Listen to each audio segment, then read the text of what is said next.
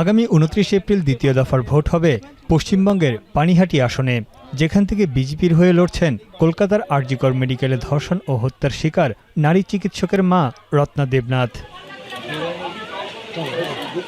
প্রার্থী হওয়ার পর থেকেই সকাল বিকাল জনসংযোগ করে চলছেন তিনি। নির্বাচনী প্রচারণায় নারীদের শক্তি হিসেবে আবির্ভূত হয়েছেন রত্না দেবনাথ। নিজের জয়ের ব্যাপারেও শতভাগ আশাবাদী তিনি। মানুষের কাছে বলবো আমি শূন্য, আমার কিছুই নেই, তাই আমার পাবারও কিছু নেই, কিন্তু দেওয়ার আছে। আমার পাশে এসে আপনারা দাঁড়ান এবং আপনারা জিতুন, দেখবেন পানিহাটির অবস্থাটাই পাল্টে গেছে।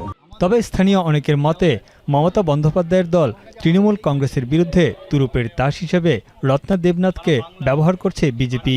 এর আগে আরজিকর কাণ্ডে মমতার পদত্যাগের দাবিও উঠেছিল। মমতা বন্দ্যোপাধ্যায় ভয় পেয়েছেন এই বিষয়ে আমি একমত নই। উনি ভয় পাওয়ার মহিলা নন, ভয় পাওয়ার মানুষ নন। মমতা বন্দ্যোপাধ্যায় ভয় পাননি, তবে অবশ্যই এটা বিজেপির জন্য একটু অ্যাডভান্টেজ তো বটেই। তবে কেবল পানিহাটি নয়, মুখ্যমন্ত্রীর নিজ আসন ভবানীপুরেও বিজেপির প্রার্থী শুভেন্দু অধিকারীর হয়ে প্রচারণায় অংশ নিচ্ছেন রত্না দেবনাথ। মমতাকে চ্যালেঞ্জ জানাতে এই প্রচারণায় নেমেছে গেরুয়া শিবির। আপনাকে ভবানীপুরেও একবার বা দুবার, অন্তত একবার আপনাকে যেতে হবে।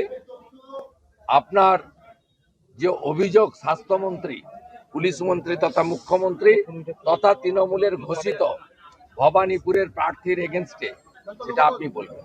পানিহাটি আসনে রত্না দেবনাথের প্রধান প্রতিদ্বন্দ্বী তৃণমূল কংগ্রেসের প্রার্থী তীর্থঙ্কর ঘোষ, অন্যদিকে বামদের প্রার্থী কলতন দাশগুপ্ত।